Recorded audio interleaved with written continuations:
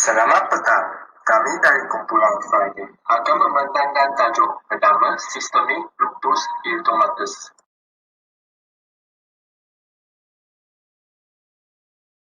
Kenapa pada saya kali ini tokoh merah? Dokter menjawab, ini ialah penyakit sistemik lupus erythematosus. Penyakit ini mendapat nama sedemikian yang bermaksud serigala merah yang membentuk luang kemegahan di pipi pada awal bertanda. Sistemik pula digunakan kerana penyakit ini menyerang banyak organ tubuh.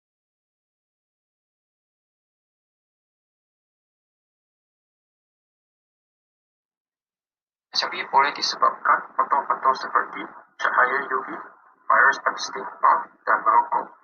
Faktor-faktor tersebut menyebabkan kerosakan pada DNA yang teruk dan sel mengalami apoptosis. Biasanya sel apoptosis dibuka oleh makrofage, tetapi proses ini tidak efisien dalam tubuh pesakit SLE. DNA, histon dan protein lain yang dibebaskan berkemungkinan diambil oleh APC tak matang. APC matang merepresentasikan suatu antigen kepada sel Th naif dan mengaktifkannya. Sel T reaktif membiasa kepada sel Th2 dan seterusnya mengaktifkan sel B dan theta parasium. Seperti yang kita tahu, dalam keadaan normal, aruhan daripada antigen akan menyebabkan antibodi dihasilkan oleh sel B dan kompleks imun akan terbentuk, yakni ikatan antara antibodi dan antigen. Dalam keadaan normal, kompleks imun ini akan dimusnahkan dan mengalami degradasi oleh fagosit ataupun akan melekat pada reseptor pelengkasi 3B yang terdapat pada permukaan sel darah merah, dan sel darah merah akan membawalah kompleks imun tersebut ke hati, yang mana sel Kupffer yang terdapat di hati akan memusnahkan kompleks imun tersebut. Dan sel Kupffer merupakan juga salah satu daripada sel fagosit. Tapi dalam keadaan hyperpekaan 3, kompleks imun itu tidak dimusnahkan, malah ia berlegar-legar ataupun bergerak dalam salur darah dan terkumpul kepada bahagian-bahagian organ tertentu. Terdapat banyak jenis gejala untuk penyakit SLE dan gejala yang dipamerkan oleh setiap orang juga mungkin berbeza.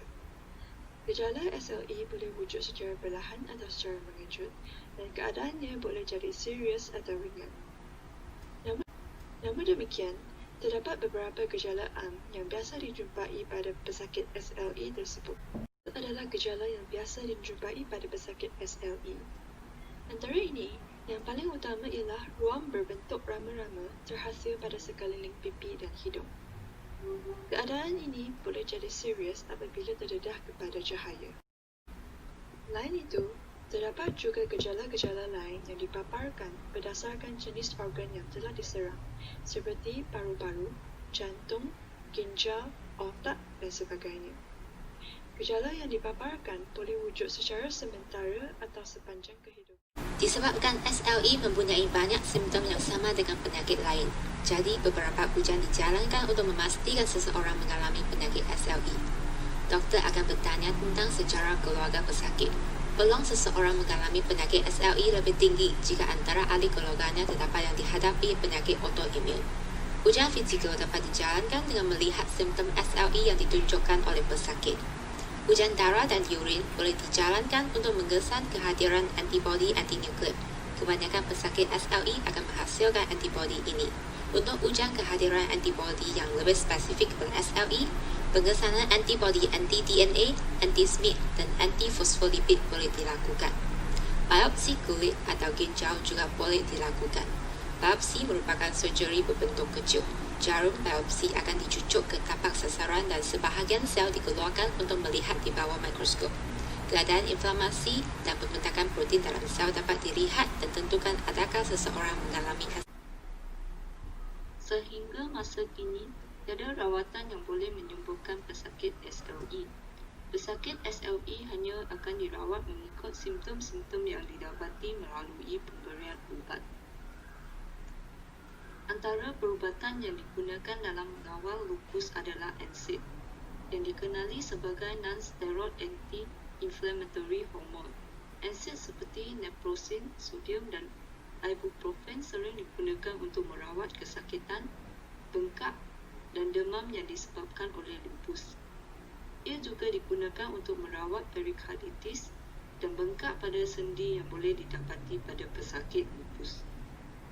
bagaimanapun, pengambilan NSAID dalam jangka masa yang panjang boleh menyebabkan pendarahan pada perut, masalah ginjal dan meningkatkan kebarangkalian masalah jantung. Kedua adalah ubat anti-malaria. Ubat-ubatan ini sering digunakan untuk merawat malaria seperti hydroxychloroquine, tetapi ia juga digunakan untuk merawat simptom lupus. Ubat ini boleh mencecaskan sistem imun badan dan membantu dalam mengurangkan risiko lupus flare. Selain itu, hydroxychloroquine juga dapat digunakan untuk mengurangkan ruam pada kulit dan sangat berguna semasa kelesuan dan sakit sendi. Kesan sampingannya boleh menyebabkan ketidakselesaan perut dan sangat jarang didapati menyebabkan kerosakan retina pada mata. Selain itu, perubatan seperti prednison dan jenis-jenis kortikosteroid yang lain dapat digunakan untuk mengatasi keradangan yang disebabkan oleh lupus. Kesan sampingan boleh menyebabkan kenaikan berat badan, osteoporosis, hipertensi dan diabetes.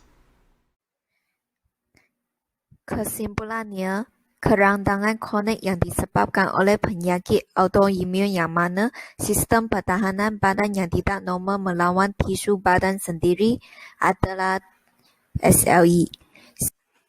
Walaupun penyakit SLE tidak dapat dirawat sepenuhnya, tetapi sistem SLE dapat dikurangkan melalui ubat.